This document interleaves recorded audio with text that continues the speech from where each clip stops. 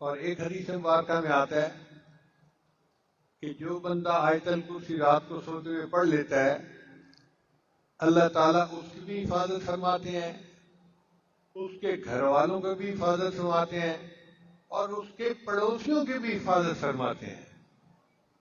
سبحان اللہ، کیا خوبصورت عمل ہے کہ بندے کی بھی حفاظت ہوتی ہے، اہل و عیال کی بھی، اور قریب کے گھر والوں کی بھی حفاظت ہو جاتی ہے اس کے بعد۔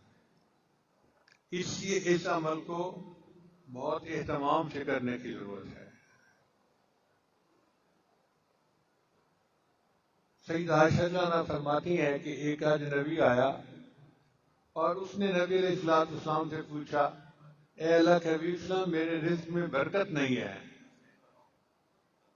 یہ وہ شکایت ہے جو ہر بندہ ہی تقریباً آج کر رہا ہے۔ تو نبی علیہ السلام نے فرمایا کہ آیت الکرسی کہاں گئی؟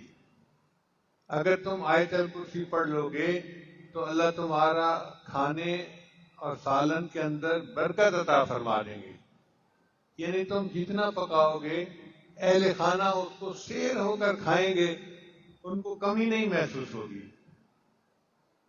ہم اپنے وسائل کی کمی کا تو شکوہ کرتے رہتے ہیں، تنخواہ تھوڑی ہے، فلاں ہے، فلاں ہے، فلاں ہے، اس طرف دھیان نہیں جاتا کہ ہم آیت الکرسی پڑھیں تاکہ ہمارے رزق میں برکت پیدا ہو جائے۔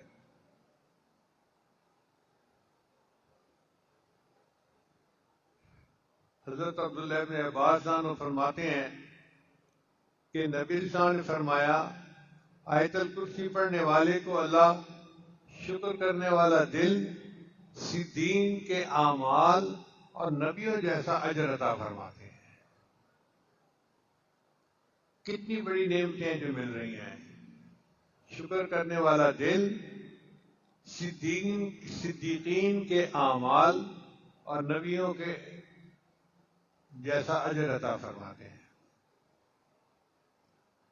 نبی اسلام نے ارشاد فرمایا کہ آیت الکرسی عرش کے خزانوں میں سے ایک بڑی نعمت ہے جو کسی نبی کو نہیں ملی، صرف اللہ نے مجھے عطا فرمائی۔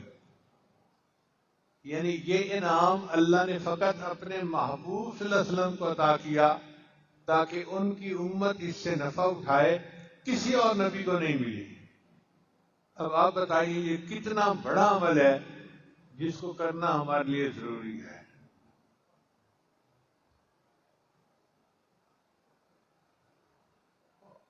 ایک حدیث مبارکہ میں ہے کہ نبی اسلام نے ایک صحابی سے پوچھا کہ قرآن مجید کی عظیم ترین آیت کون سی ہے؟ ان کا جی آیت الکرسی۔ تو نبی اسلام نے فرمایا، مبارک ہو اللہ تمہیں نے جو علم دیا ہے اس میں برکت ہو۔ اور ایک حدیث مبارکہ میں آتا ہے کہ اسم اعظم 3 صورتوں میں ہے، ایک سورہ بقرہ، دوسرا سورہ آل عمران اور تیسرا سورہ طٰہٰ۔ تو ایک بزرگ فرماتے ہیں، میں نے غور کیا کہ یہ کون سا اسم اعظم ہو سکتا ہے، تو مجھے یہ محسوس ہوا کہ سورہ بقرہ میں آیت ہے اللہ لا الہ الا هو الحی القیوم، اور سورہ آل عمران میں ہے الف لام میم اللہ لا الہ الا هو الحی القیوم، اور سورہ طٰہٰ کے اندر آیت ہے وَأَنَتِ الْوُجُوهُ لِلْحَيِّ الْقَيُّومِ۔ تو وہ فرماتے ہیں کہ میرا یہ گمان ہے کہ الحی القیوم یہ اللہ تعالیٰ کا اسم اعظم ہے، اس لیے ہم نے محراب میں یا حی یا قیوم لکھ کے لگایا ہے کہ بعض مفسرین کے نزدیک یہ اسم اعظم ہے۔ ہمارے بزرگوں نے اس کو مزید آگے نکھارا، وہ فرماتے ہیں کہ نہیں، جو اسم اللہ ہے وہ اسم اعظم ہے۔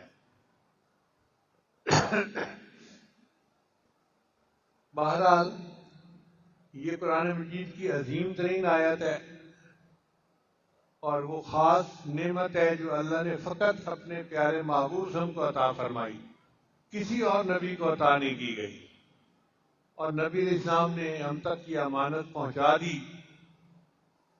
ہمارا حال دیکھو کہ ہم اس عمل کی طرف دھیان ہی نہیں کرتے، سوچتے ہی نہیں۔ اللہ تعالی ہمیں باقاعدگی کے ساتھ اس عمل کو کرنے کی توفیق عطا فرمائے۔